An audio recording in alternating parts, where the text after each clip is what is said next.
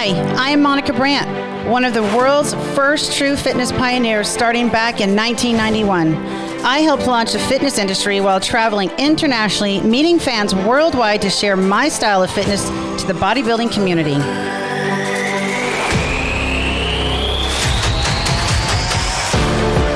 After a decade of fitness competitions, I earned one of the world's most prestigious titles, the IFBB Fitness Olympia Championships.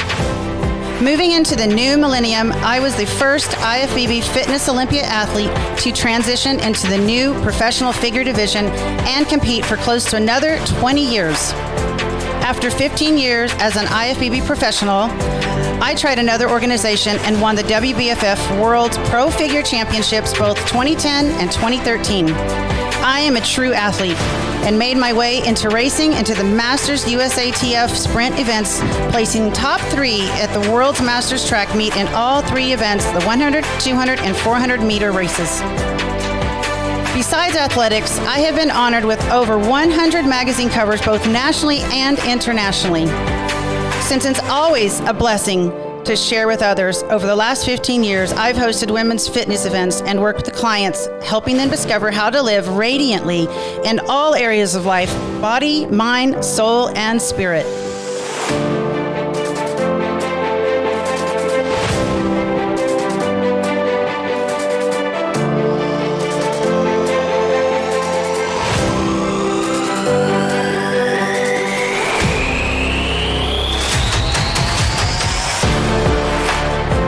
The Monica Brant Show is one of the ways I am honoring the legendary athletes, powerhouse individuals, and nutrition gurus that have laid a strong foundation in the past, help keep the current industry flowing, and offer inspiration to the next generations.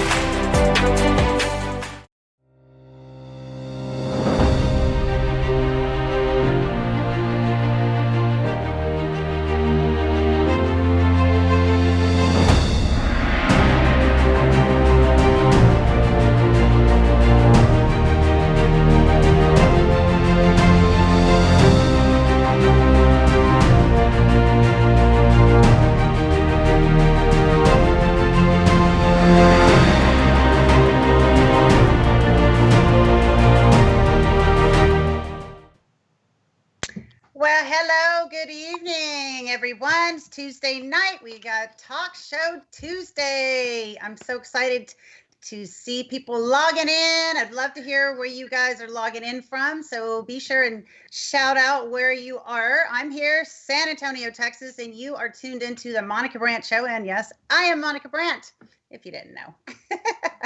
We have an exciting hour ahead of us. A very special guest. So can't wait to bring him in. So let me share a little bit about this amazing athlete. He is one of the world's most recognized IFBB bodybuilders with over 30 professional top IFBB bodybuilding shows under his belt. I mean, that's a lot of competitions. He also won a very exclusive Hall of Fame bodybuilding award. He has an extensive resume as a show promoter for NPC, producer, and also he's a media analyst. He has multiple covers. He's a cover model. You know, I always love to flash that out when we've got cover models on here. And he was one of the most featured cover model for Flex magazine for a very long time.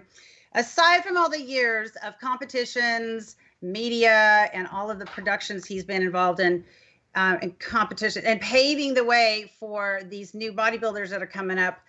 He's a dad of 2 beautiful daughters, and he's got a gorgeous wife, Miss Christy. And I can't wait to bring in Shawn Ray. Come on in. Shawn Ray.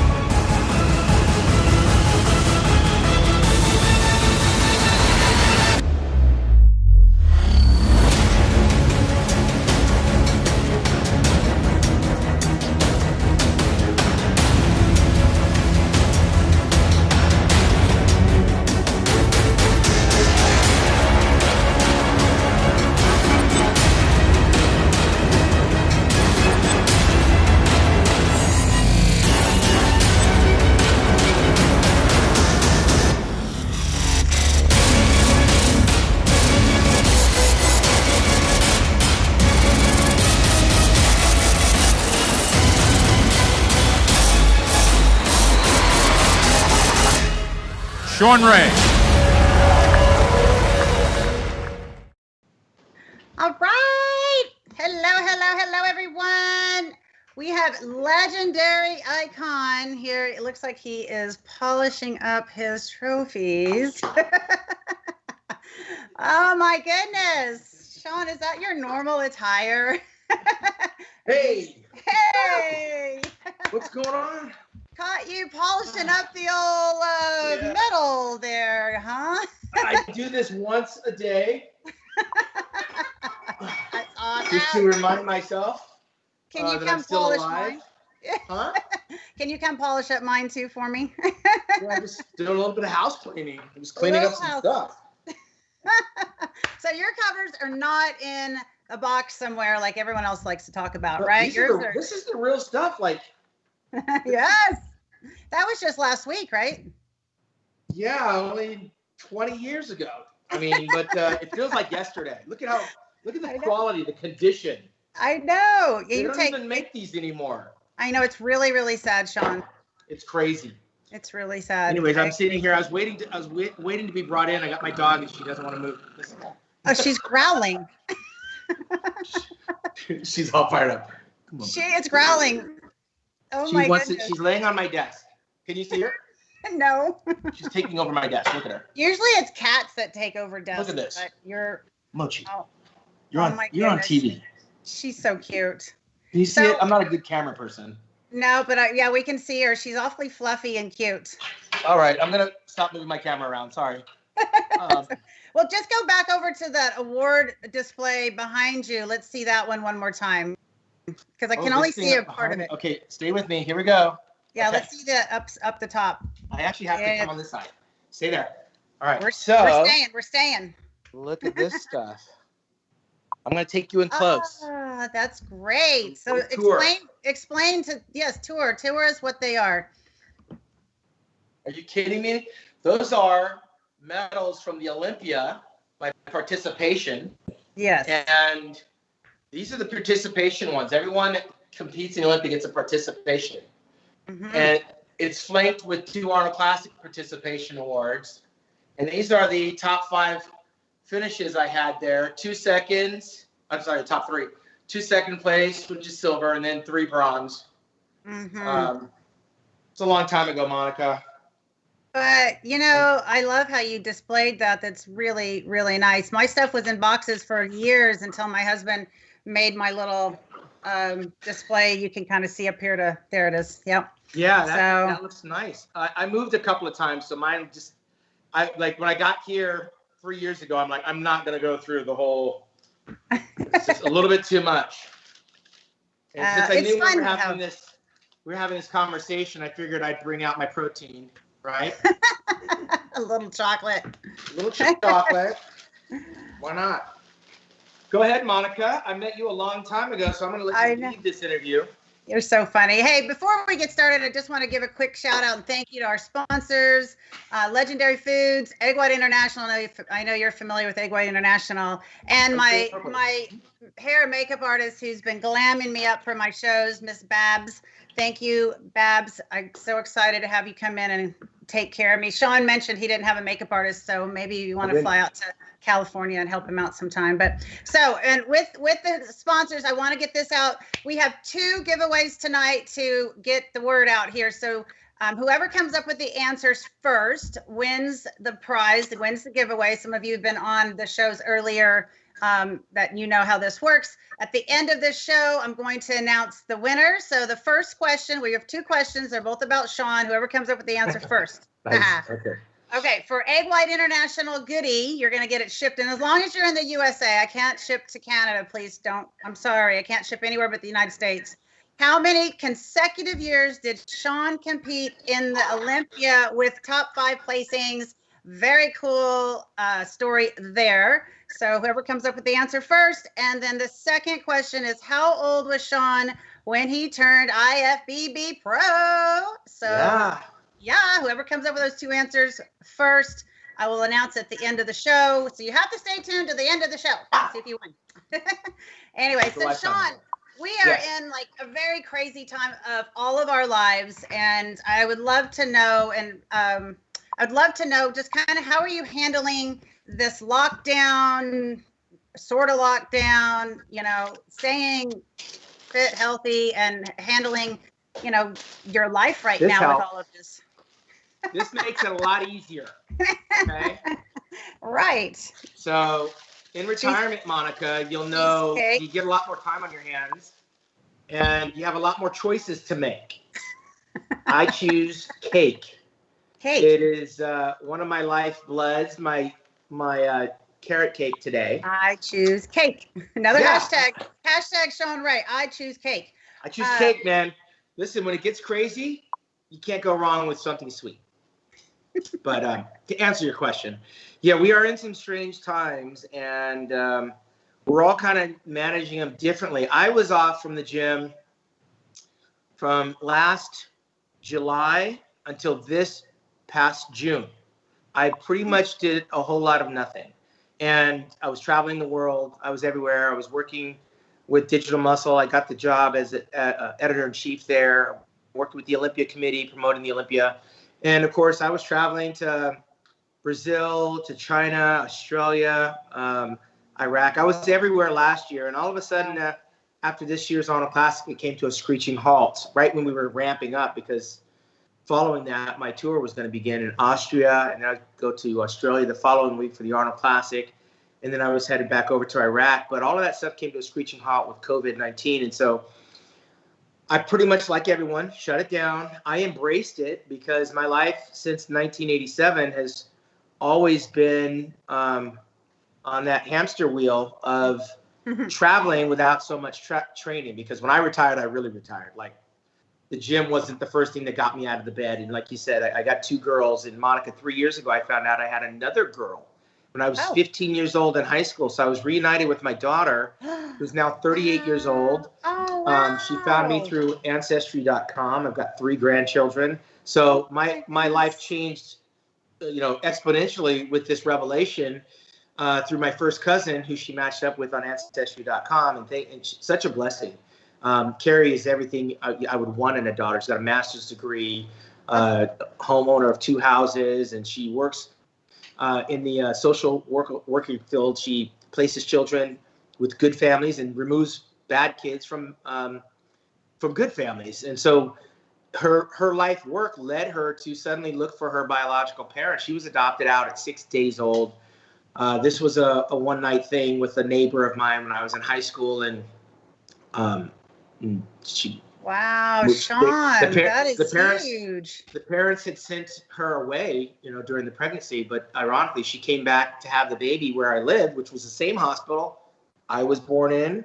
My brother was born in. My 2 other daughters were born in. So the last 3 years was really like, finding out what life is really about in terms of family. I mean, I'm talking extended family, because instantaneously I had another child, and I had another child. My daughter's an adult, but I had 3 grandkids. So juggling a lot of stuff. And all the while, COVID-19 stopped everything, which then gave me this year an even better opportunity to kind of, just be available, being present, not running to and from the airport and living in hotels. So I embraced the COVID-19. Luckily and fortunately, I've not been sick. I've never been sickly. I'm not a conspirator type person. I mean, people are dying, so this thing is real, but I'm not going to stop living my life. I'm back in the gym as of June 1st. So I've just completed literally 6 consecutive weeks of going to the gym 4 days a week. And I walk 5 days a week on the beach every day. I'm at the beach at 7:30 in the morning, walking from Newport Beach to Balboa. And I have a very strong, stringent ritual in the morning before the girls wake up that gives me purpose during this COVID. I mean, laying around is real easy to do, but now getting out of bed without an alarm clock and just automatically hitting the weights real light, 20 minutes in the gym, and then hitting the boardwalk on a coffee. I call it coffee cardio. It's my quiet time to hear the surf and listen to my music on my iTunes, and just be thankful that I got 2 legs and I'm healthy and I came out of this bodybuilding stuff unscathed. Wow, I love that. It's really, really powerful. What part of LA, or not LA, but what part of South? I'm South in Orange County. I'm in South. Orange County. Okay. Yeah, I'm 15 minutes from Laguna Beach, which is where I spend the majority of my time. That's why I chose to come this way. I'm born and raised in Orange County, so I'm 20 minutes from where I was actually born and raised. I never really left this area. Just very briefly, when I turned pro, I lived in the marina for 2 years. But Okay. I'm born and bred out here. So when I go to lunch and when I do things with friends, these are kids I went to elementary and high school and played football with back in the day. Oh, that's awesome. Yeah, Very, it's good to be very, home. very cool. I love that beach coffee walk or coffee cardio. I love that. And, I missed that because, I lived there in Marina for 9 years and Redondo Beach prior to that for a year. And right by the beach, 5 minutes, jog down on the marina. And I just missed that part of California an awful lot. So that brings back a lot of fond memories for me. When you're out on the beach, is that any source of time for you to reflect into maybe say prayers? Or is it just kind of? It is definitely alone time. I mean, my mind takes me a lot of different places because I'm solo. I mean, I was solo throughout my bodybuilding career. I didn't have a live-in girlfriend. I didn't sustain any long relationships because I was so robotic. But that was twice a day, hardcore training, and I was pretty much a warrior alone. In the mornings when I wake up at 5:30 and I, brush my teeth, wash my face, and I hit the gym.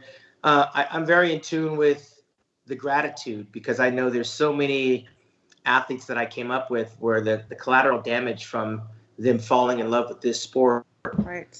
Many of them found their way to an early grave. Some of them kidneys and heart issues. And, my boy Flex Wheeler just lost the lower portion of his leg. And I just got done, I was telling you earlier, listening to Ronnie Coleman, surviving 13 surgeries and is in a wheelchair. So when you see and you witness these people that are less than, people that are less fortunate, man, when my feet hit the ground and I'm on my way to the beach, every step I take, it's a different level of gratitude because I survived bodybuilding for 20 years. I was there from 17 years old to 37, and I witnessed a lot. I'm one of the guys that was connected all the way back to my history is. I was born in 65 real quick. Right. I'd like to hear that. Right. Yeah. Born in 65, started bodybuilding at 17 years old. By 19, I was the teenage national champion and junior Mr. Universe. Just don't say what age you were turning pro. Yeah, I'm not. But by the time I was 20, I was on the cover of Flex magazine and wound up blinking of an eye. And I had an 18-year run with Joe Weider as my employer. So you can imagine 4 years coming out of high school as a professional bodybuilder, driving around in my new Corvette, and competing in the Miss Olympia. I was living the freaking dream because when I went to my first Olympia, incoming call. When I went to my first Olympia, I had all the pictures of the guys I was competing against still on my walls, right? That's awesome. So it was like walking out of my room and then standing on the stage with these guys that I had to come home to. And again, I saw them on my walls. I had kind of pinched myself, but that whole journey was those 4 years, which would have been like the equivalent to a college education, right? Mm-hmm. Right. I got my degree. I got my diploma, and I got thrown in there with the big boys, and I wound up in the middle of the pack. I was 13th in my first Olympia, but I beat Robbie Robinson. I beat a few of the guys that I came up, looking at and marveling at, and then I saw what the finish line would look like. I saw how many people I would have to surpass, and I started mapping out a way to try to do that because I knew I couldn't guest pose my way into becoming a better bodybuilder. I had to go back to how I turned pro, which was eat, sleeping, and train. Because when I turned pro, I became very popular and very busy because of the exposure, and I didn't have enough gym time. Right. And getting my ass handed to me in my first Olympia was where the rubber hit the road. It was nice being on the Olympia stage and living the dream, but it was also hard for me because I went from winning all the teenage shows and the junior national shows to not getting the call outs and being ignored and being all the way down to 13th place. I'd never been in 13th place. I was like, the lowest I had been up until that point was second. And that was in my very first teenage competition. So it was an eye opener. And that's where my life changed. And I decided to do the business of bodybuilding. I said, if I ever make it back to this show, I will be ready. And with that, I never looked back. My career took off. My focus changed. And so the reason I say all that is to say this. Now, when I get out of bed, I'm not reliving my glory days as a bodybuilder. It's long behind me, with the exception of this memory right here and those medals that are on the wall there in a frame.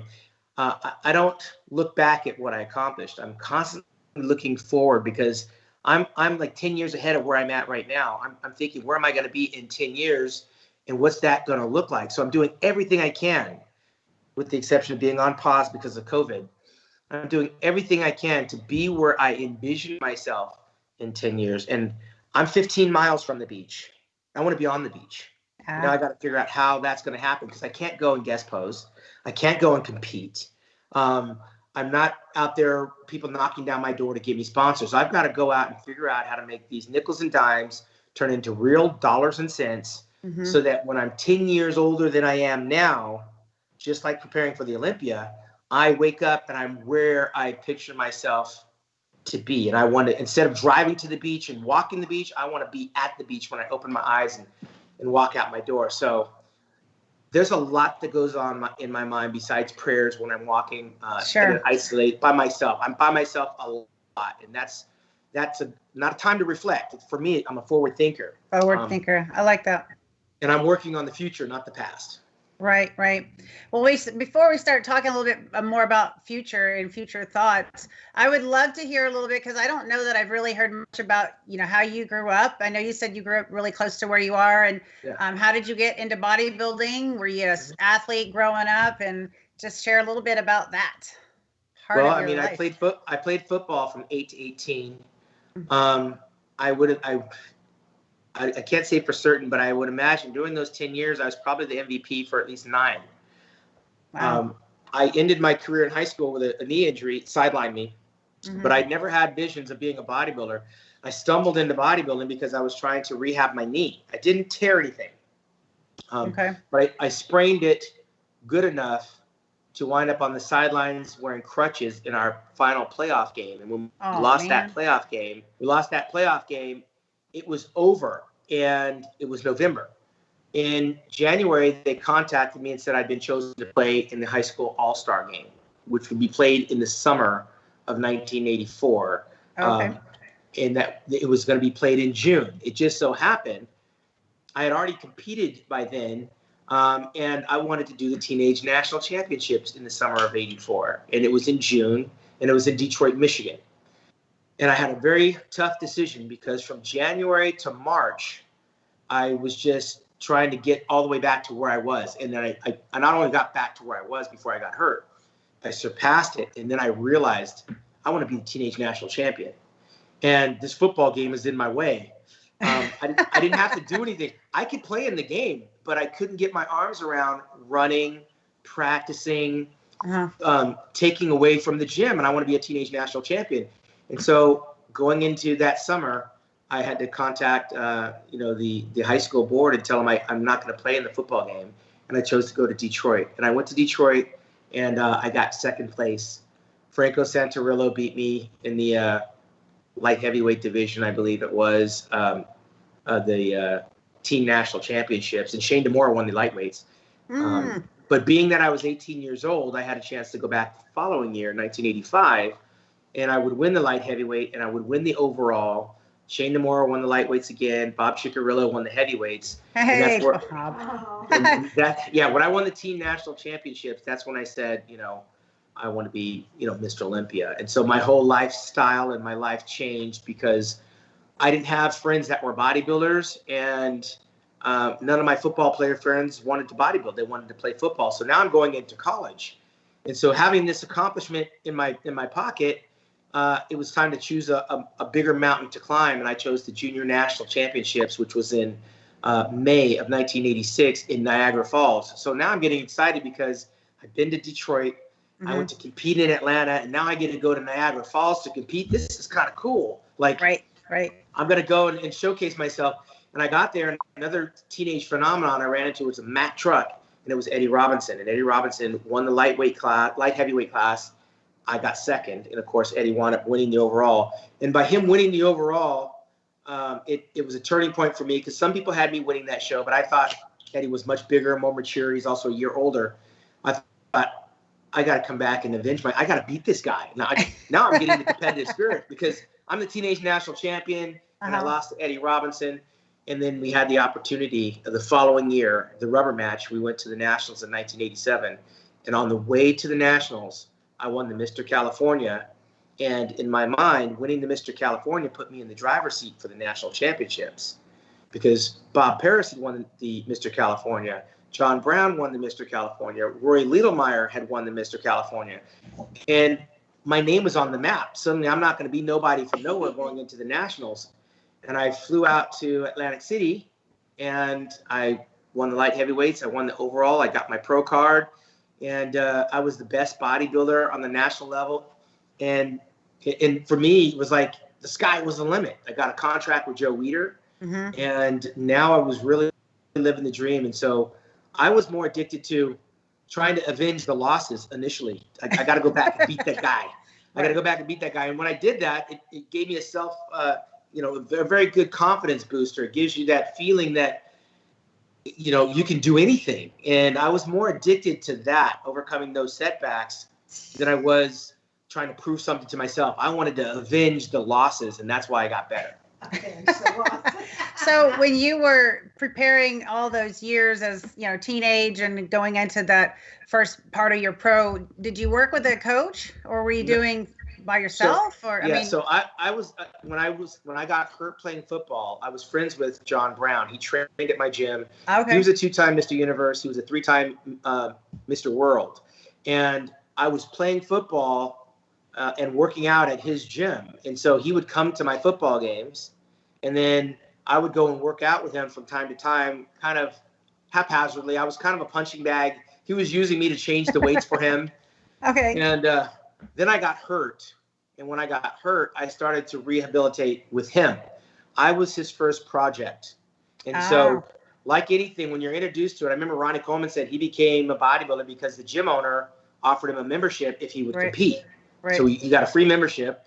He got ready for a show and he competed, and that was a lifelong friendship. It was very similar for me that when I got hurt, John knew he could rehabilitate me, but if he gets me back going, that I have to do this one particular bodybuilding show, which was the Teenage Los Angeles. And I went in and I won the Teenage Los Angeles, and I competed a week later in the Open Los Angeles. And so that was my introduction to bodybuilding through John Brown. And it was after that year that John went back to Germany, because that's where he competed at mostly. And we kind of went our separate ways, and we circled back around after I won the national championships and turned pro. And of course, he was long in retirement. He had torn his pec and had been injured, but he competed in the 85 Mr. Olympia championships, which, I watched on satellite from the Wiltern Theater in LA. He was out in Sweden. And that first initial introduction and those ass whippings that John Brown gave me made me fall in love with the sport. He knew nothing about dieting. He knew nothing about what I need to do. He basically told me to do what he says to. And so I copied him. I tried to eat like him. I tried to get as much rest as he did because he slept in the afternoon. And I couldn't wait to get home from school so I can get my naps in between my workouts because I was in college. But that road was paved by myself, learning from John as a teenager. And I don't really have anyone other than myself that I could point to. I didn't have a dietitian, didn't have a guru, I didn't have a trainer. John was my mentor. His son was my ring bearer when I got married in 2003. Oh, wow. And we're still good friends today. He had 3 sons. One's playing for the Green Bay Packers, one's playing at Stanford, and the other one's at USC. So John was a very good mentor to have. Yes, absolutely. Absolutely. So if he was your mentor, like going through all the Olympias and all of that, is that just, you did your own thing? Did you train with any of the other bodybuilders, or did you just kind of? I trained with a few different, I trained off and on with Chris Cormier once in a blue moon, but those were Los Angeles guys. I trained with anybody that wanted to be my punching bag. John put in me, he put in me so many ass whippings when I was young that I couldn't wait to dish it out on other people. So when he wasn't around, I became him. And it served me well because I became that bully because I knew the people I were training with probably never trained the way that John Brown trained. And so I like to use this phrase, I would drag them out into the deep end and try to drown them. And as they would get weaker, I would push harder and harder and harder till they just quit. Well, I was the guy that used to quit on John and throw up on John. So I know what that feeling is like. And I know what it takes to get someone in the deep end, put their head underwater and try to drown them. And it's either increasing the repetitions, it's supersetting, it's going heavy, all these little mental tactics that the workouts were not supposed to be a place where we go to have fun.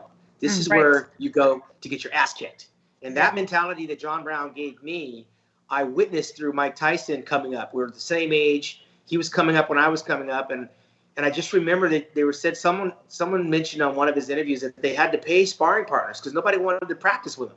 He hit too hard. He practiced the way he fought. He needed a gorilla. When you practice the way you play, people don't want to do that because they only want to turn it up when it's game time. And so I learned that very early in my training that as soon as you come into my domain, it's game time. I mean, and that's the only way I'm going to get better. And I didn't have to verbalize it. I wasn't a shit talker and trying to get you mad at me. I would just silently start to put the heat on, add weight to the bar, start doing some drop sets, maybe add some supersets. Instead of doing 15 reps, we're going to do 50 on our first set. So a lot of bodybuilders like 50 reps, it's totally foreign. But if you ever train with someone that claims to be strong, and that's how it is in our sport, especially on legs, I start them off on squats. And we start off with 50 reps on squats, and I take them over and start doing leg extensions. By the time we get to leg presses, they're done. Yeah. So I had a lot of different tactics like that. And that's just the warm up.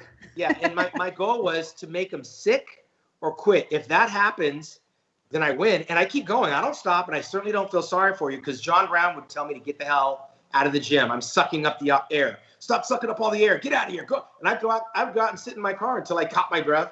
Till the stars stop, till the world stopped moving around, I'd come back in. But me continually coming back in showed him my dedication. I mean, he was a grown man, 10 years older than me, teaching me real man stuff about, look, if you want to be a bodybuilder, this is what you have to do.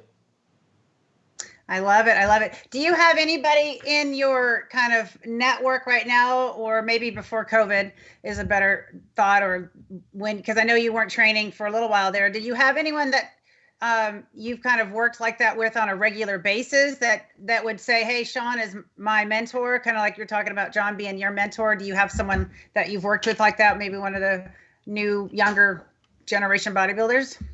Yeah, I briefly tried that, Monica, when I retired in 2001. I started working with Richard Jones, who went on to win the USA Championships. And I worked a little bit with Melvin Anthony. And I got to tell you, it's kind of like the John Brown mentality did a number on me because I'm not a psychologist. I couldn't give these athletes what was within me. Like when I trained, I wasn't the biggest. I never even believed that I was the best. But in my mind, I always felt like if I just do the work, it's going to be very hard for someone to beat me. And when I would get Richard Jones or I'd get Melvin Anthony in the gym, it just didn't have they didn't have that fire, like, I'll go to hell and back and do whatever has to happen. Right. And you can't teach someone that. Right. And so I didn't have the patience to try to share this with someone because when John was spitting at me, I was absorbing, I was eating it up, like kick my ass, but tomorrow I'm going to come back. And I would come back and I would come back. And I couldn't find the other bodybuilder with that kind of potential that was willing to go out there, swim out away from the shore where it's dangerous, where you don't know if you're going to be able to make it back. And Rich was a good looking bodybuilder. Right. He won the USA Championships. He had a very similar looking physique to me. Right. Got a 2-year deal with Joe Weider, but he wasn't willing mentally to do the work. And Melvin Anthony, one of the best posers in the business, just wouldn't do the work. And that frustration, you'll make an enemy out of a friend real quick. So for me, it's better that I just pulled back and try to become what I am today, which is an analyst of the sport and a fan of the sport. And that way I don't fall out of love with watching it, because I love watching bodybuilding. It's what I do, but I can't teach somebody what I learned if it's not in them.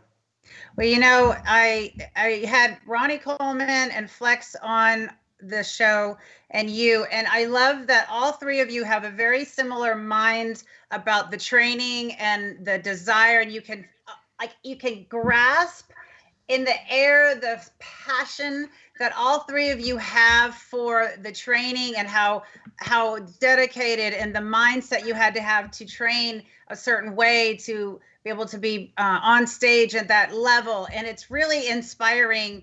And I love that all three of you, said it a little differently, but the meat and core of that were hard work, go in there with drive, with passion, fire, and you have to make it no excuses, right? And that's all three of you have that same mentality, and it shows, because all three of you have been extremely successful in this industry, and all of your own rights and all of your own paths have been very successful as a bodybuilder. And I'm inspired by it. And I know that, I work with some people here and there, and I'm always telling them, like, you got to inspire me to want to keep working with you, right? It's that same kind of thing. And if they don't have it, it's just, like I said, you can't make it happen for someone. But it sounds like you're a very wise man, and you know where your talents are and what you're really good at. And that's where when this show came up in my mind, I wanted to talk to the people that have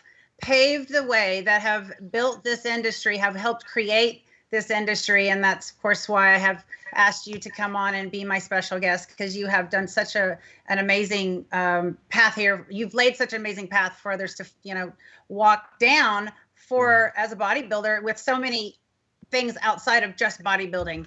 So I love that. I love that. I think, because this is not something you can script out, and all of our journeys are very different. Flex, right. I don't think Flex was ever alone getting ready for competition, or even throughout his whole pro career. He was always with a significant other, whether it was a girlfriend or a fiance or a wife. Mm-hmm. I lived alone. I chose that purposely. It was hammered into my head that the only thing that was going to stop me from reaching my goals was a woman. We are high maintenance, Well, listen, you require a certain level of attention. Look, if I'm in love with eat, sleeping, and training, you got needs, you got things you want to do that are going to fulfill you, that, companionship brings. And I understood that. So I had girlfriends here and there, but whenever it kind of got too close for comfort, I'd find a way to stay busy, because I didn't want to fall in love with something that was taking me away from what I was trying to do, which brings me to this point, that every bodybuilder is an artist in their own right. And with John Brown being an artist, I got this very early, because I'm a good student. He was an art major. I can't draw or paint to save my life, but everything that came out of his mouth philosophically. He's from Compton. He comes from a rough upbringing, and I came from a 2-family home. And I don't know why he took a liking to me. He knew I was going to be something special in bodybuilding at first glance in the gym. And it just, he became like a bigger brother, but I became a student. What he had, I wanted. I saw the finish line, that the trophies, the Mercedes that he was driving, the magazines he was on, the trophies that he had amassed. I walked into his condo, and it was like, I want all this. This is where I want to be in 10 years, right? Like, how do I get there? And he was one of those guys that was like, do what I do. Just follow me. It's okay to ask questions, but you got to do the work. Right. You got to eat, you got to sleep, you got to think big, you got to eat big, you got to stay away from girls, you got to stay away from the alcohol, don't get in trouble, don't go to the bars. Yeah. And those things resonate, because I brought him into one of my videos. I have one of my last videos called Inside and Out. And he was interviewed. I wasn't there when he was being interviewed.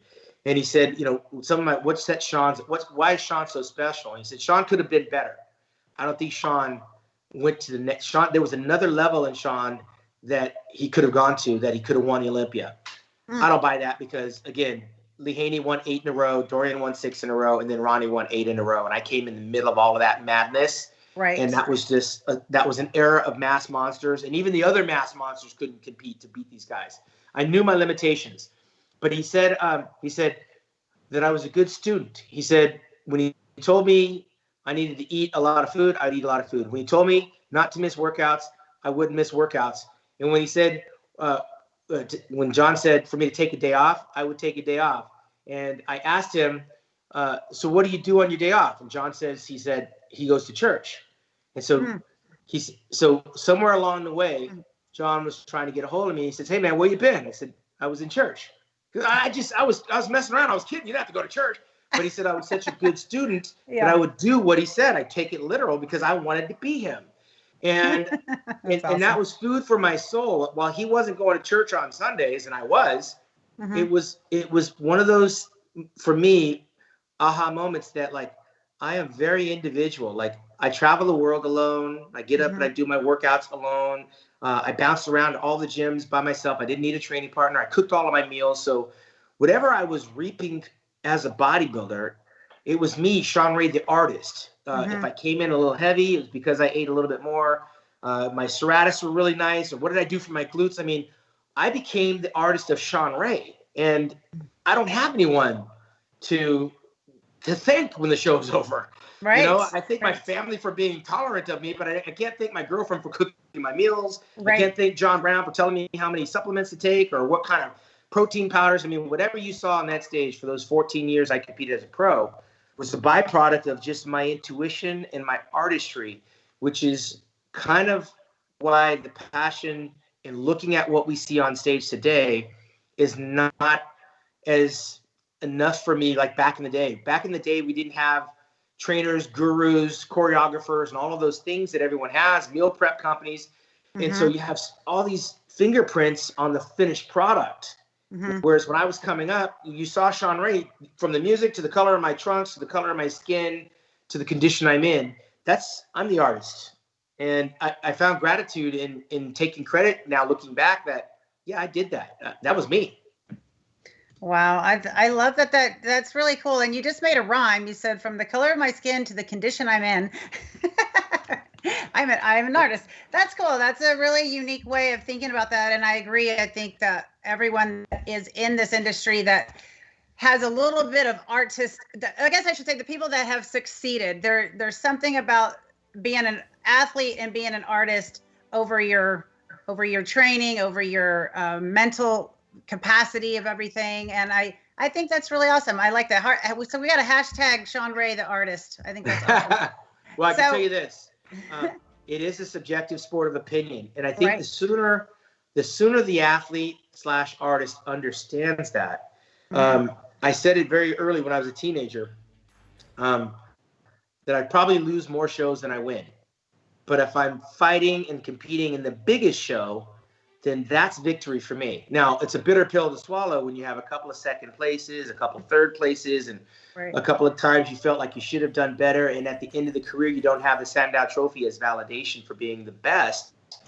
I knew that I would have to find a way to carve my niche because, look, I may not be the best recognizable, but this is a sport of opportunity. I mean, everything that I've got in my life has been derived from the sweat equity that I put out in the gym, from my sacrifice of not going out to parties, getting caught up in a relationship that might screw my head up, and just going down the wrong path. Everything that I got. I mean, literally, there's nothing in this house that wasn't bought and paid for from the sweat equity of bodybuilding, which, you know, is the root of everything I've done. I've never had a job working for someone that wasn't affiliated in some form or fashion with bodybuilding. Right. So we have one question here, and then I'm gonna ask the question for you, and then we've got rapid fire questions for you. So our question comes from Linda Johnson. Is it Bloom Johnson? I'm not as familiar with the industry as many, but a reader of Oxygen since 2001. Thank you very much. I am curious about all of the tragic injuries being referenced, and how did Shawn avoid them? Great question, Linda. Thank you for joining, and thank you for asking the question. One of the phrases I always use, and this was when I was a teenager, it's a marathon, not a sprint. Rome wasn't built in a day. I don't need anything right now, but if I continue to grind it out, eventually I'll get whatever it is I'm desiring. I got a dog around the time I met you, Monica. I got a dog named Diablo, 91, 92, somewhere in there. And I named my dog Lamborghini Diablo. At the time, I was driving a Ferrari Testarossa. I was 25 years old. But I wanted a Lamborghini Diablo. I think I remember one of those fancy cars you had too. Yeah, I had a black Ferrari Testarossa. I think it seems like I remember going somewhere with you. One of those, I don't know. It just seems like I remember driving with you somewhere in your fancy car at one point. But okay. So. Yeah. So I had a lot of them, but the one the one I thought I would never have was the Diablo Lamborghini. Okay. So I got a dog, and I named my dog Diablo Lamborghini. Right. So it was a black Chow Chow. That was in 1991, 92. By 1999. I had worked my way up in the industry and been fortunate enough to come into an opportunity to meet a fan at the 1994 Olympia by happenstance. I was at this show looking for a table to eat my breakfast before the contest, and I saw a guy sitting by himself, and I sat there with him. He was a car dealer, and he became a lifelong friend. We talked to this day, Dan English out of Arkansas. And somewhere along the way, he introduced me to another bodybuilder by the name of Don Youngblood, who would ultimately become the Masters Mr. Olympia winner in 2001, the year that I retired. He beat Vince Taylor, who had 5 in a row. Okay. Well, in 1999, through some nice maneuvering, I was able to position myself to get the Lamborghini Diablo. Now, the reason I bring that up is because I was a car guy at the time, but that was so far from my economy. That was further away from my reality than actually competing in a Mr. Olympia as a teenager. I believed as a teenager I would be in the Olympia. I didn't know when. I just needed to do the work, and I would get to the Olympia. In 91, when I got my dog and named it Lamborghini Diablo, Diablo Lamborghini, I named him that because that's the car that I would never be able to afford. And by 1999, I was driving that bad boy. I had it for 3 years before I got rid of it. So the reason I'm saying that is because I avoided injury. And I avoided getting caught up in things that I shouldn't have because I knew it was going to be a marathon. I paced myself. I was never going to be that 280-pound monster. I was competing against Ronnie Coleman. In one Mr. Olympia, Ronnie Coleman was 297 pounds. And, of course, he won.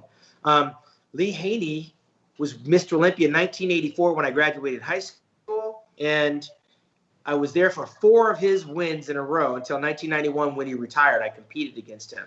And I got 3rd place to the great Lee Haney. And then came Dorian Yates, who was even bigger than Lee Haney. But I didn't change my philosophy of slow and steady wins the race. I trained as an artist. I didn't try to put on all this crazy size. I didn't get caught up with a bunch of crazy drugs to try to get big. I wasn't changing because I wasn't winning. I turned into myself more. I wanted to be even harder. I wanted to be more balanced. I wanted to make sure I posed more professionally.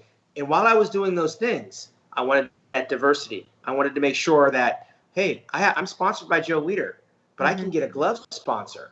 Oh, I got a glove sponsor. Let me go out and get a clothing sponsor. Wow, I've got a clothing sponsor.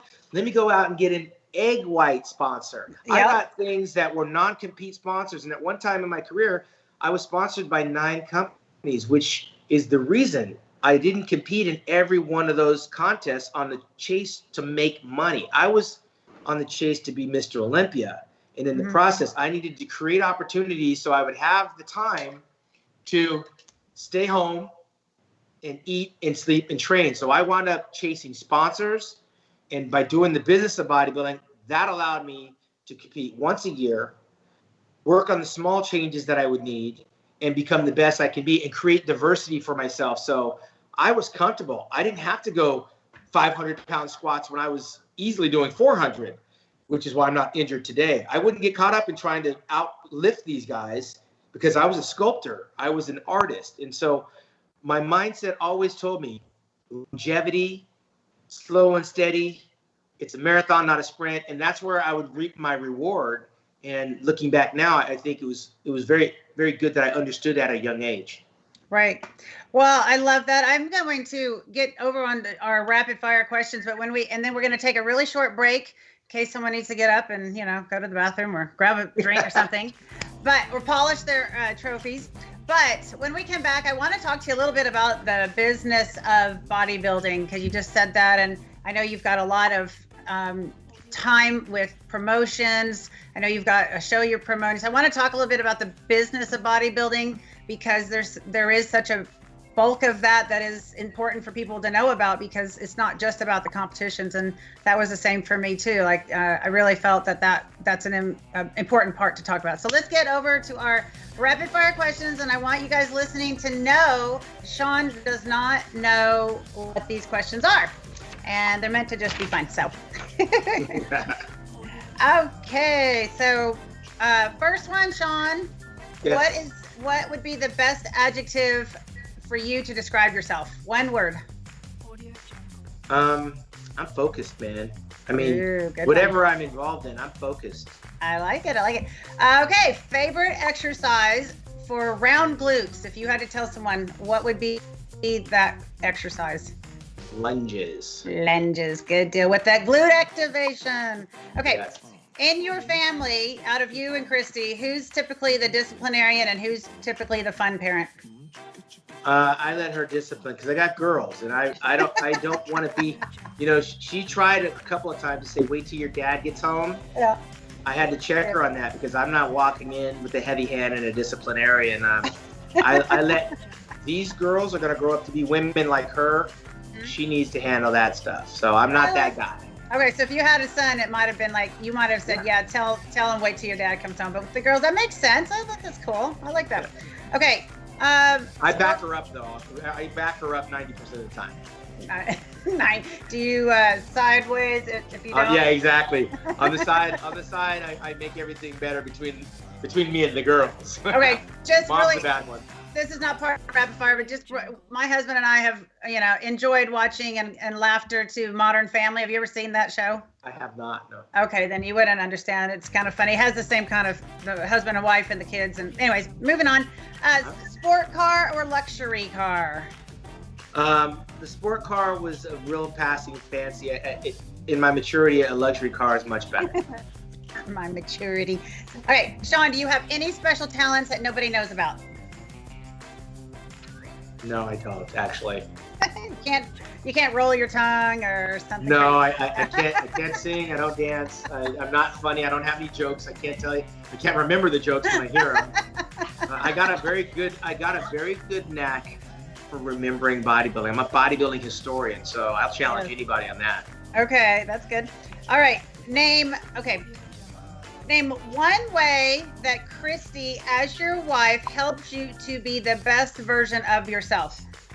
By not clipping my wings. If I were to send her a text message right now and tell her I've got to catch a midnight flight to New York, she'd ask what time do I get back.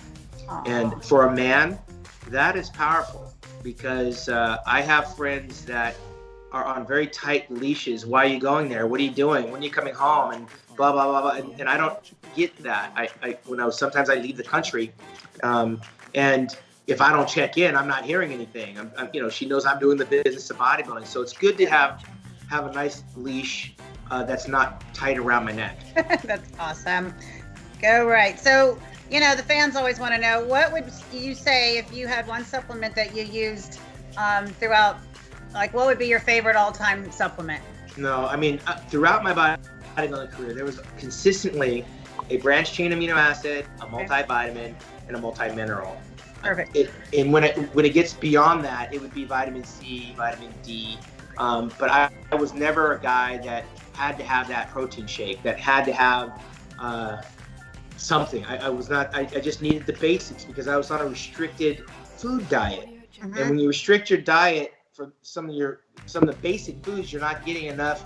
Like I didn't drink dairy, so I needed to get my vitamin D extra. Right. Mm-hmm. And because I'm sweating and I'm peeing and I'm drinking a lot of water, I needed to take extra minerals, and because it's all coming out of my urine, and you can wind up cramping and that kind of stuff. But the basics, I didn't really get into creatine and all that stuff. Okay, fair enough. Okay, if you could have only one piece of equipment to train on the rest of your life, what one piece of equipment would that be? A universal machine. That's a good way to get around that. That kind of covers all the bases. Yes. Not the, what is Chuck Norris's Bowflex? Oh, I don't know what that's, not the rubber bands and all that crap, but give me a universal machine. Okay. What would give us one tip for a new bodybuilder to get noticed while being on stage?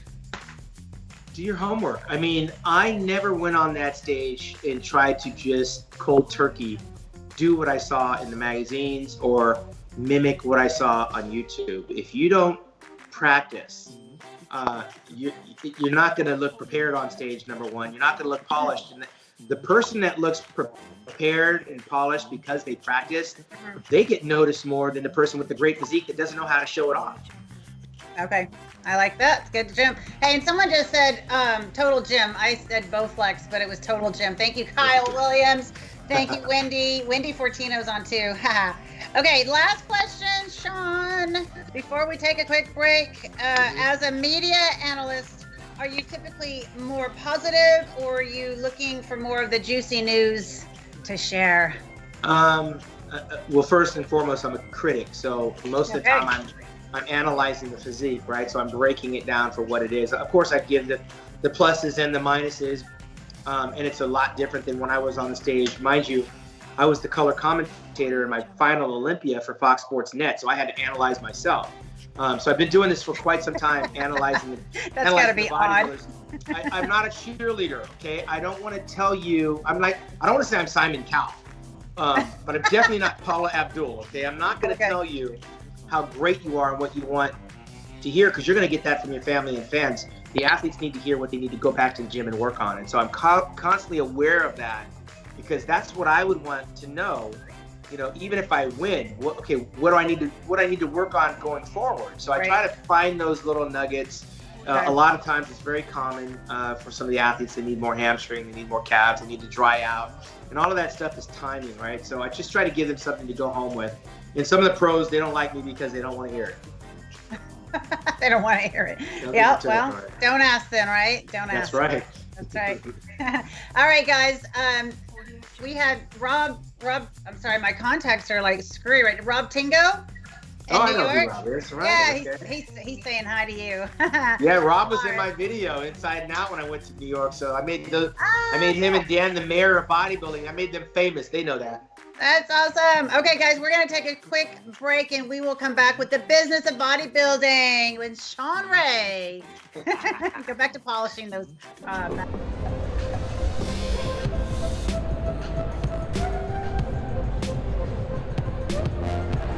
Hey guys, we're super excited to be here at the LA Fit Expo. It's our third year in a row.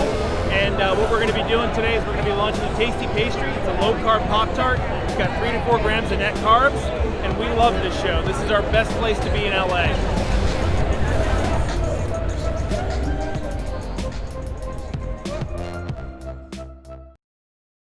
Shawn Ray.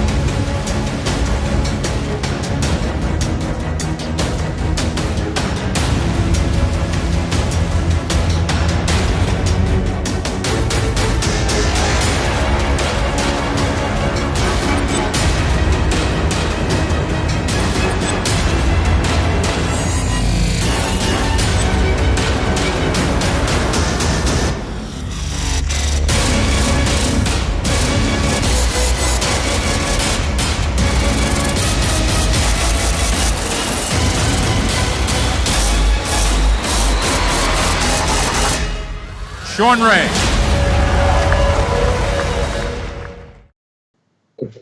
All right, we're coming back. Got everything dusted off there? No, I mean, it was nostalgic looking at the clip, because the thing I miss most isn't so much the stage, but actually the work. You know, the work in the gym. Right. That's what got me out of bed. The performance is only a couple of minutes on stage, which is kind of cool, but the workouts to get there, that's what I miss. Yeah, there's something really special about, that kind of preparation where you have to give it your all, right? And to transfer that into the business side of bodybuilding, I think is an important piece because not everyone knows how to do that. And I know I get a lot of questions all the time, like, how do I make this a business, and how do I, what do I do? And it's so different now than it used to be, because I was like you, I had lots of contracts for all of my career. I had contracts and making guest appearances and, getting to travel around. And that was a really, really special time we were in for that time of our life. And I don't really know what the business of bodybuilding looks like now, but I know that you've certainly taken a lot of what you love to do and turned it into business. I think that's really commendable with producing shows. So tell us about your Hawaii show, and I'm so excited to hear about, you and Steve working together. I got to talk to your business partner here, I guess, Steve McAdams. Yes. For that. Yes, and yeah, he is so awesome, and he's so passionate about that part of the audio and media production, visual production. We worked together for those 6 years, and I still get people asking me about the Body Rock show. Well, and that's where I met Steve, really. And when it came time for me to do my show, my first show I did was the Shawn Ray Colorado Pro Classic in Denver in 2006. And you know who won that competition? I don't. Phil Heath. Phil Heath's very first pro win was the Shawn Ray Colorado Pro. And then he went on to win New York. And, of course, he went to the Arnold. He didn't win the Arnold. I think he was 4th at the Arnold or something. But he went on to win 7 Olympia championships. The following year, the guy that got last in that contest in 2006 was Kai Green. But the following year, he came back and won my show. And of course, I brought Steve to my show because I thought, if I'm going to have a show, I got to have what you had. I got to have someone that knows what they're doing. And so when I went to that Body Rock and saw the production value of it, I thought, well, this all starts with this guy. And he had a firm grasp on the lighting, on the decorations, and first class. And so when it was my turn, I brought him out, put him up, and had him. I just cut him loose, and he just made my show look phenomenal. So next, I brought him back the second year. Before the third year, my title sponsor went out of business, so it wasn't worth putting on. But when I came back around to do another contest, it was in Baltimore, and he's from Maryland. Right. And for 4 years, I had him employed as my stage set design guy, and then I took a year off, and I wound up going out to Hawaii. Fell in love with Hawaii, and I got a lot of memories from going there in 1989 with Dot and Mitz Kawashima, who were Arnold Schwarzenegger's partners and good friends. And they both had passed on. And when I went there and saw how bad the production value of the shows were that I was a part of, I was emceeing, I said, I'm going to come back here and do a show. And my first year, the first person I called was Steve. And the first year we had the biggest show in 25 years out there in Hawaii. And now we're on our 4th year. Unfortunately, COVID put a hold on it because we're not able to even travel into Hawaii. Even today, we can't go without a 14-day quarantine. So this year it's on hold. Next year it's going to come back.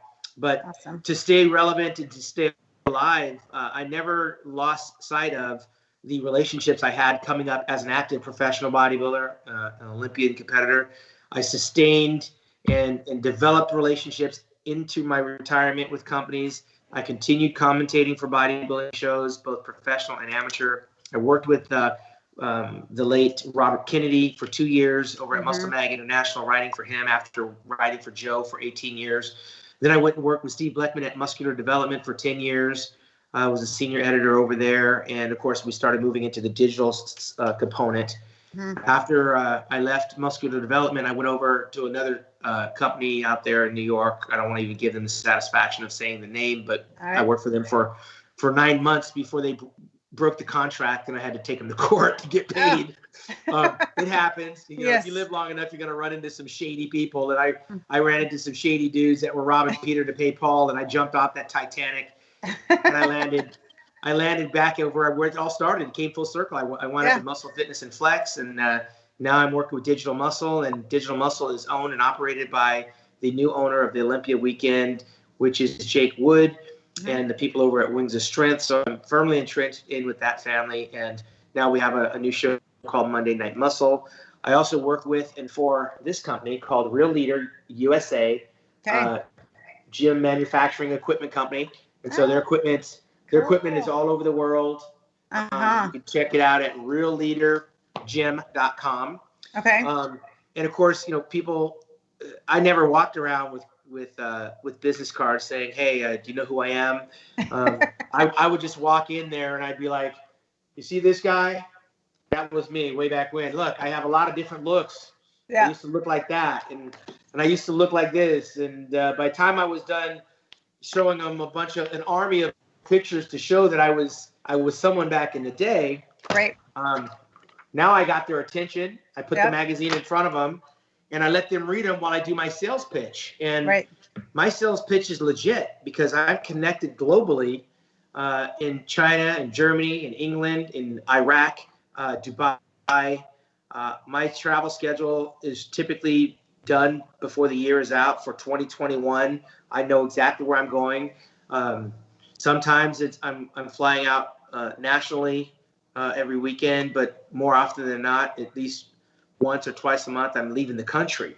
And what you find is the further out you go, the more reverence people have for who I once was and what I accomplished. I mean, it's hard for me to walk into a gym and get noticed here in my backyard of California. But if I walk into a gym in Dubai, the gym stops. Right. When I go into a gym in India, they roll out the red frickin' carpet. In China, I'm like the biggest thing since Shaquille O'Neal. So it's very strange and comforting to know that everything I was accomplishing here in the States was being sent out all over the world, and that even the youth that are following the sport today see the pictures on the wall from 20 years ago.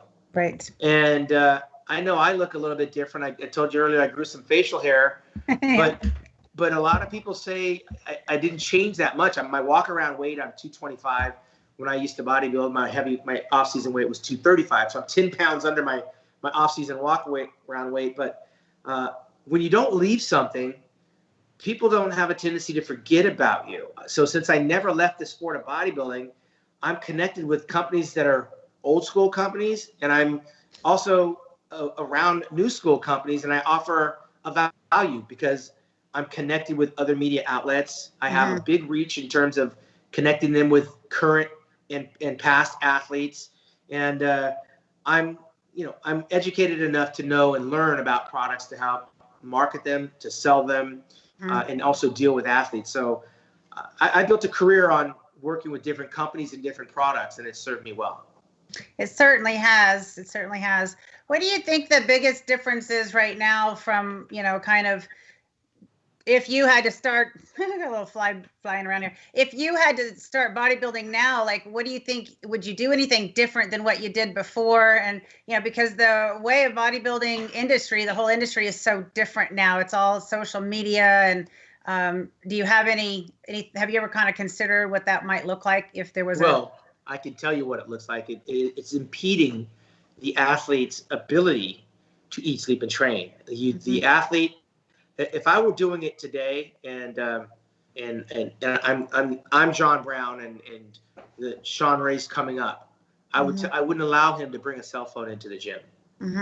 There's nothing that's going to be more important in your life than the next hour you spend in the gym building your body. And there's not a bodybuilder in today's economy that could get their hands around that and understand it properly, because they have to have the camera. Someone's got to be filming me while I'm training. Someone's got to be doing an Instagram live. Somebody's got to take this picture of whatever. And if you knew me, I didn't even have I didn't have a Walkman back in the day. Like people are like, what's a Walkman? Walkman, a Discman, whatever. I was counting reps. So when it was my turn to go, you're training with me. You're counting my reps out loud so I can hear you. When I'm done with my set, I'm trading places and I'm counting your repetitions. We don't have time to talk about the girl across the hallway. We don't have time to talk about the movie or check our Instagram or Facebook. These phones and social media have gotten in the way of hard work and training. And then you've got a text message, or then you've got an email, and then you have a phone call. I mean, even in cardio in the gym, I probably, if I was a competitor today, I wouldn't bring it in there to listen to my music on my iPhone. You know why? One click and it's a text message. One click and it's an email. One click and it's there's too many places to go with that phone. That as a bodybuilder, I would ban them. Like, you can't go. Any bodybuilder I see in the gym with a phone is not digging deep enough. They're not doing the business. That's good advice. I like that. I think that's really good advice. And, I think it kind of goes across the board. Like, people's phones are taking over business, period, whether it's bodybuilding or something else. I mean, I know there's some days I just don't even want to look at my phone. Just leave it alone. And then, of course, you pick it up and then there's a lot of messaging and stuff you miss. Well, listen, don't get me wrong. I'm not anti-phone, but as a bodybuilder, right. As a bodybuilder, that phone is, like, right now, it's their lifeblood. And so, again, I would be like, there's nothing more important than this next hour. I want you here. I want you present. I want you to push back when I push you. And there's no bodybuilders, I'm talking across the board, that are focused enough to be able to do that. And again, we're open books right now with social media. I think we're overexposed because there's not anyone, we're not editors, right? Like, I could take a bunch of pictures with a magazine, like, what that's like, but you don't know what's going to wind up in the magazine, and you had no control of it. Right. So when you did your photo shoots, you just made sure that your makeup was right, your hair was right, the suit was right, your color was right, and then when that camera started going, you got to be money, because you know that they're going to pick a good picture. But you want to make sure that if you do what you're supposed to do, it doesn't matter which picture they choose. Right. Now we have the athletes that are able to go in there and doctor up the picture and do all these different things to a photograph. We are our own editor because we can write what we want to write. We're our own photographer because we're doing selfies and all this other garbage. And then we can do live instantaneous videos. So with all of that access that we're giving away the mystery. There's nothing mysterious about an athlete anymore. Right. For me, I didn't see the negative feedback because it never got past the editor to get in the magazine. Right. Right. And so it didn't mess with my head. But if I put a picture up and people start talking about it, it could mess with my head if I have that thin skin that a lot of athletes have, which is why we come here to build up our self-confidence, to lose our fat, to build up our strength, to try to find our identity. And then there's one guy that says, "Oh, you look like you have implants in your arms or something," and then it could take a bodybuilder and knock him off of his game. And then the next thing you know, they're trying to find out where you live and they want to fight you, and it's crazy. You got to block and delete. I think that social media has it's really sad. I feel that it's watered down the celebrity status of the athletes. True. Let me tell you something about that, Monica. Yeah. As famous as you were, as famous as I was, there are people out there that you and I have never heard of, right, that have 5-6 million followers on Instagram, right, that are posting up pictures of their abs, their butts, their exercise, and we don't even know who they are. They don't come with a resume. They don't have a pedigree. But not to knock them, they learned how to. They found out the algorithms, when to post. And, there's a rhyme and a reason to how you build up your following if you're not paying for them. I'm not interested in trying to pay for following. Like I like an organic following because maybe I can help somebody. Right. I'm not willing to go out and spend my money to get people to follow me. I'm not desperate for likes and followers. Would I like a larger market? I have been commentating since the 90s. I was commentating the 1991 USA that Mike Matarazzo won when he beat Flex Wheeler in Santa Monica on television. Okay. Wow. I've already qualified that I've traveled around the world and I never left the sport of bodybuilding. My name is synonymous with the sport of bodybuilding. I have a YouTube channel. I have a website. I have the Instagram. I have the Twitter. My numbers are nowhere near some of these guys. Like Nick Strength and Power has 1 million people listen to him. He's like 28 years old. His videos are okay and they're average, and he's got commercial advertisers, but he's got 1 million people subscribed to it. It can leave you wondering, well, why are they paying attention to somebody that knows nothing about nothing, that's never done anything? Right.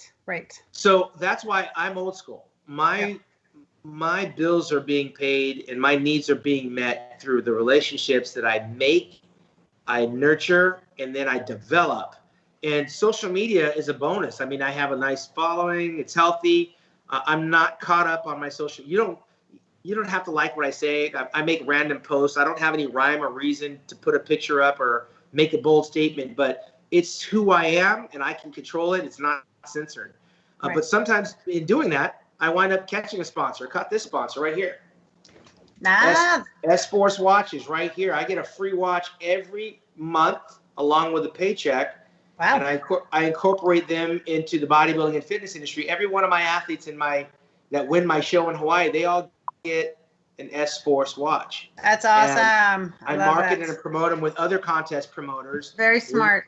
Everybody at the Mr. Olympia, they all got one on the stage. So it's relationships. Mm-hmm. It's not about followers. It's not about likes. For me, I use social media to let people know who I am and what I'm doing, and then also continue to nurture and build my relationships. But it is a way to make money. My daughter has a nice following on her Instagram. She does campaigns. It's a different thing, right? It's makeup, it's clothing, and it's a business for her because she's an actor, singer, dancer. We all kind of use it differently, but it can be a double-edged sword if you have thin skin. Right. For sure. Well, I remember some of the little, things in the magazine every once in a while would come out and you're like, wow, that was kind of like, but then it would be gone and, disappear. Yeah. Right. And then, but now it's just like, it's out everywhere. Yeah, it goes out everywhere. Yeah.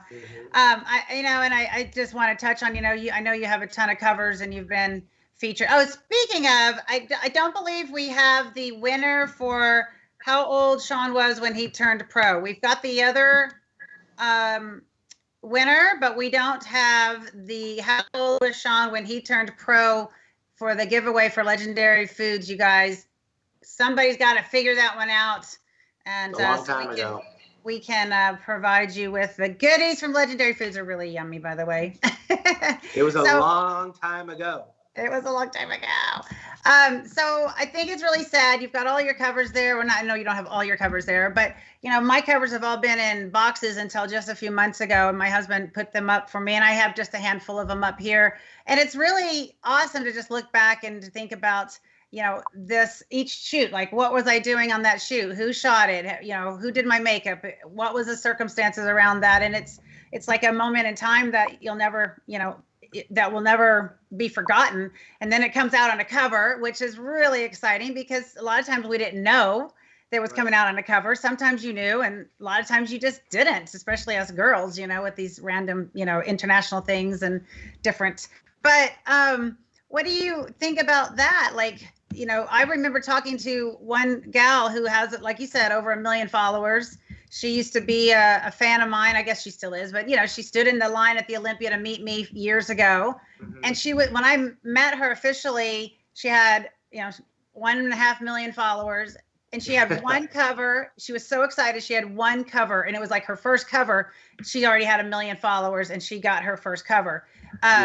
And it's just not feasible to gain all these covers anymore. Like, they're just not there. I mean, listen, some kids today will never know what a magazine even looks like or feels like in terms of our sport, because that's not where you go to get your information anymore. Before, it was the only place that you can go was to the newsstand to get the latest magazine, whether it was Muscle Fitness, Flex, Muscular Development, Oxygen, Muscle Mag International, Ironman Magazine, Muscle Media 2000.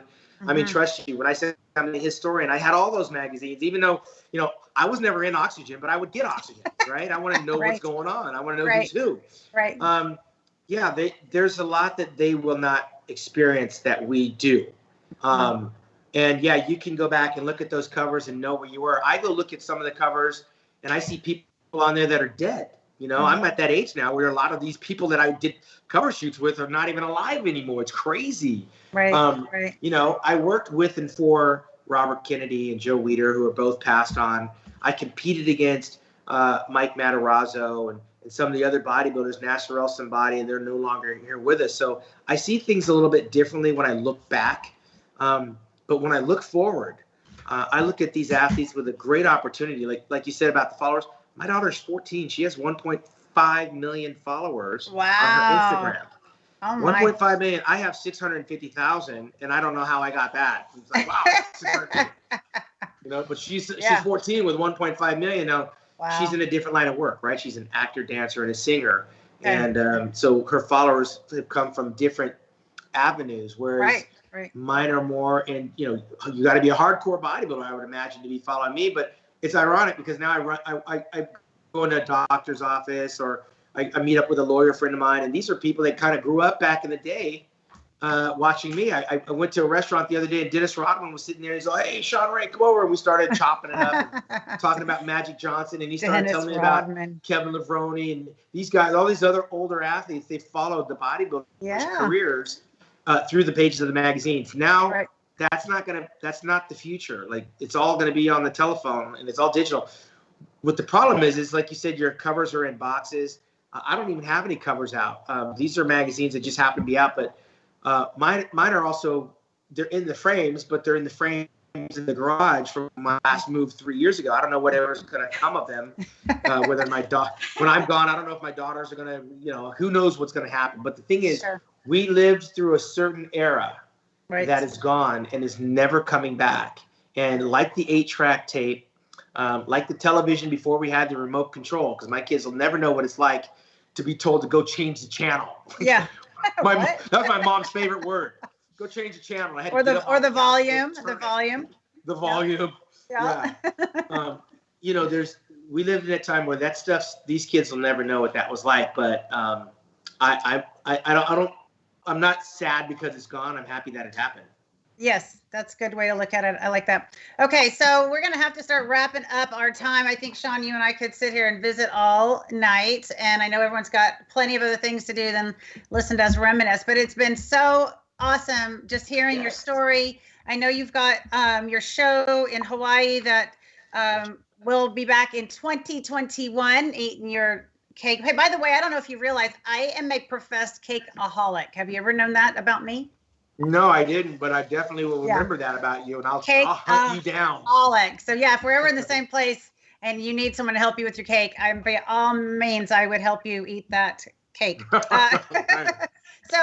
we're going to have to start wrapping up, but just so everyone can kind of hear, how do people get a hold of you if they want to for work? And can you just share briefly about the Digital Muscle and your show that you've just started putting out there, because it's really cool what you're doing with Bob. Yeah, that's next level stuff. Digital Muscle has a show called Monday Night Muscle with a co-host, Bob Ciccarillo.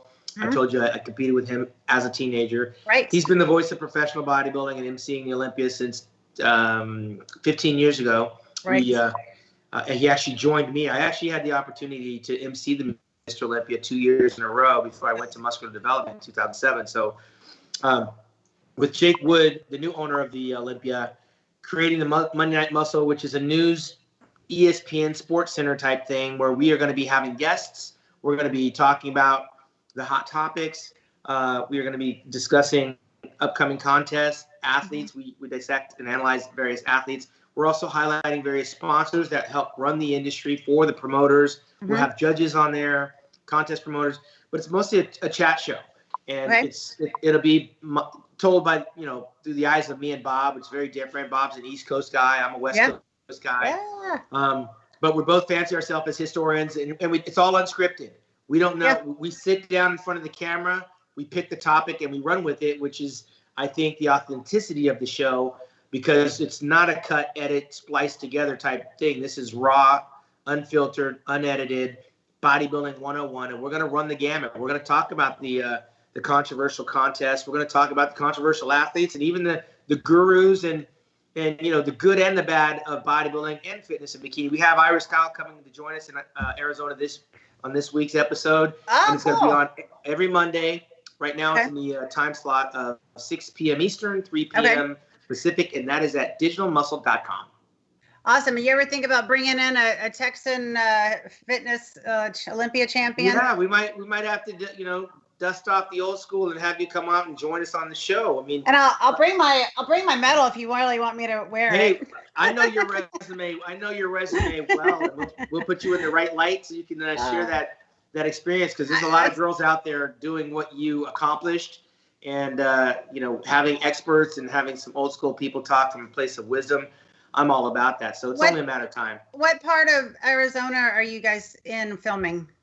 The new Olympia headquarters is at the Wings of Strength headquarters, and that's in Chandler. Awesome studio set up out there. And how far is that from Scottsdale? Because I'm in Scottsdale a lot. yeah, so it is probably about 20 minutes, 25 minutes from there. It's not that far. Okay, because I'm going to be back in a few months in Scottsdale for a while, so it'd be fun if y'all are there. It'd be really awesome to be able to come and all you have to do is coordinate with your editor-in-chief of digitalmuscle.com, and I'll make sure we make it happen. I like that a lot. Very cool. All right, is there anything else you want to share with the fans? And then I will have one last question for you, and then we're going to say goodnight. Before I go into this last question with you and let you talk, I just want to share our winners for tonight. So okay, our first question was, how many consecutive years did Shaun compete in the Olympia, earning top 5 placings, which is a record? I mean, 12 is our answer, and that is just amazing. I mean, that was just an amazing run for you, Shaun. Of course, I mean, as an artist, that's just so cool. Okay, and our winner tonight, Kevin Baird. Kevin. I love it. He also asked a question: who made? Wait, go back. Who made more? What? Who made more money in covers? Well, you don't get paid to be on the covers. First, let's clarify that. Now, wait a minute. I made a little bit, but not all of them. Like Oxygen started paying because Bob used to pay us. And then in the end, they started giving you, it was either $450 or $500 a cover. But that was towards the end. But, so how it worked with Weider, because we were under contract with Weider, photo shoots were incorporated in that monthly check that we got. So you had to do a certain number of photo shoots or a certain number of appearances, and that's where they would get as many covers as they wanted. But I have no complaints over the contract I had. So, quick story on that. You remember this? Nice. That's Dennis Newman. I know. So, this is my first cover ever, November 1994, Shaun. Monica, I was training partners with Dennis. Me and Dennis were training partners in 94 when he won the USA. Well, I remember you guys hung out a lot. And I know I met you through Heidi, but I think I met you too because of Dennis. You're right. This was November 94. I was 23, and I remember Ralph DeHaan did this photo shoot, and he just kind of randomly called me out of the blue one day. I was still living here in San Antonio, and I did the shoot in San Diego there with him. And he's like, he left me a message, speaking of old school, on the old recorder. Remember the old phone recorder? You get home and push the button, listen to your messages. And he just said, "Hey, cover girl, call me. I got a surprise for you." And I remember calling him. I'm like, "What is it?" Because I was not in the industry at all. Right. And I didn't, when he told me I was going to shoot with Dennis Newman, I was like, "Who's Dennis Newman?"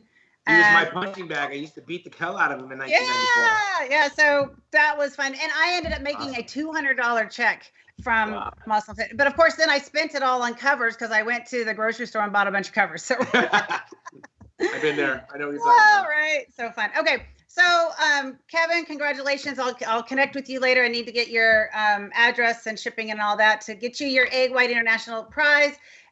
So for Legendary Foods, it was how old was Shaun when he turned pro? And Janet, you were correct on your 22 years. However, I think Janet's in Canada, and I'm so sad because Janet came on our show recently and won, but I couldn't ship to her because she's in Canada. Okay, I got to find something I can ship to her. But anyway, so our Victor, you came in with the winning prize, Mr. Victor. Thank you for being on our show again. Victor's been on the show almost every week. He's been a true awesome guest with our show. So my last question for you, Shaun, before we let you go is, how does Shawn Ray stay fit and love life right now? Well, again, I am on autopilot, and I'm using every bit of the wisdom I had as a hardcore bodybuilder, that I get up without an alarm clock, and I know that I got to put some work in the gym. Movement is key. I don't want to be that guy that wakes up at 60 and goes, "Oh, I haven't done nothing in 10 years. And I used to, what can I do for the?" No, I think if you don't use it, you're going to lose it. So the disciplined athlete in me says, get up and do something. I mean, if I do nothing for the rest of the day, that little hour and a half that I put aside to get stuff done while the girls are sleeping, it sets the tone for how I feel for the rest of the day. And it's also setting the tone for how I'm going to live the rest of my life. So I don't make excuses that I'm tired. I mean, I got to get up and pee in the morning anyway. So once I pee, I'm not going to bed. Yeah. So that's my alarm clock. I get up, I go to the bathroom, and now I got to brush my teeth. Now I got to wash my face, and now I might as well just go because that's the. Yep. I always say this: if you do it while no one's watching, it's a lot easier to get it done. Now, by that I mean if I wake up, I make my breakfast, I start checking my emails, I start going through my DMs, I start going through Instagram. Now I got to switch over to Facebook. Now I got to send out a couple of tweets. Now I got to kind of find a few posts to make. The next thing you know, my phone rings, and then my girls are awake, and then the wife says, you got to take the girls somewhere. Suddenly my day, I'm never going to make it to the gym. Right. So for me, as an athlete, takes me back to when I lived alone and I had no children, I had no extended family. Just get up and do it. And then there is no excuse. I'm doing it while everyone's sleeping. So I do get on the boardwalk and I walk. I don't need to have my phone on other than on iTunes. And I got one earplug in and the other one out so I can hear the ocean. And I just put in the work. And then when I come home and it's 8 o'clock in the morning, I didn't miss anything, but I got the most important part out of the way. And that's what's going to take me into longevity and keep my flexibility, keep my muscle tone, keep my testosterone levels normal. And I'm able to eat what I want. I'm about to dig into this carrot cake and I'm eating my chocolate for one reason only, because I'm staying active. Right. Words of great advice, Shawn. Thank you so much for joining the Monica Brant Show, and thank you for just coming on and visiting. And I know there were so many awesome pieces of advice. And my mom's here with us, and she's taking notes, so I'm going to go dig back in and see what you had to say, because words of advice. So thank you so much, and congrats on all of your success. Thank you for helping to pave the way for the bodybuilding and fitness industry. It's been fun to know you for so long. Yeah, and it's been a long time. Congratulations on finding your third daughter. I guess your first, but your third. It's amazing. Listen, it's a trip. Listen, it is a freaking trip. You want it? Here's the other shoe that's going to drop. 2 weeks later, my daughter calls me up. Immediately, she's calling me dad, because that's what I am. Yeah. She says, Dad, you're not going to believe this. I said, what? So I matched up with another girl on Ancestry.com. I said, there's no way in hell that I got another kid out there. She goes, you don't, but I think Uncle Chuck does. My brother, 14 years older than me, found out that he had a daughter when he was 20 years old in college playing football. He was an exotic dancer and a football player, and he had to go to school in order to do both of those things. Right. He found out he had a 31-year-old daughter that was living in Florida and 3 grandkids. Oh, my. So my dad would roll over in his grave. My mom is going, what in the hell is happening in his family? I got 2 more grandchildren and 6 grandkids in 2 weeks' time. Yeah, what are the odds, right? So we got a big family. I love it. Well, I pray that the Christmas time is a blessed time. You guys can all join together and have a big celebration. And maybe I'll get to see you at the Olympia this year somehow, some way. I know that's coming up, and it's a big deal having moved. Tickets are available at MrOlympia.com. Sounds good, Shawn. Thank you so much for your time. We're going to let you go back to your carrot cake and enjoy that. See your family. All right, Monica. Keep up the good work.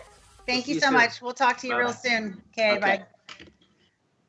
All right, guys. I just wanted to thank you so much for joining. I know that we've had lots of great comments over here. And Janet, I'm so sorry that, I can't get you a product up in Canada. Like, you just got to move to the United States. I don't know. But thank you, everyone, for joining. I just wanted to leave you with a couple things.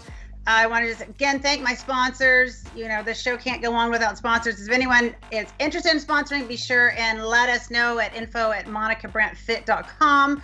I want to, again, thank you to Babs for my glam session today. My hair, she's so awesome. She's here in San Antonio. If you guys need a makeup hair lady, she's the one to call. She's awesome. I wanted to share a verse with you that I felt to share. Okay, so hang with me for a second. This is out of 2 Thessalonians 3:16. If you know me at all, I'm all about faith and fitness all day long, and I just felt that I wanted to share something very positive that comes from the Bible. So many people always say, I can't read the Bible because I don't understand it. And I laugh because there's like 45,000 potentially, or 35,000, somewhere in there, verses in the Bible. And this is the one that came to me today, 2 Thessalonians 3:16. And it says, now may the Lord of peace himself give you peace at all times and in every way. The Lord be with all of you. And that's the verse. So I just want to share that the Bible is very understandable. So you guys, if you want to know what I'm up to coming up, make sure you check out monicabrant.com. I'm working on a brand new website. So check that out sometime. Thank you so much. Join us next week. We've got another special guest lined up. In fact, the whole next few months, I have every Tuesday booked with amazing guests. So you guys be sure to just put it in your phone and your calendar, 7 p.m. Central. And as always, you guys stay fit, love life, and I will see you guys soon.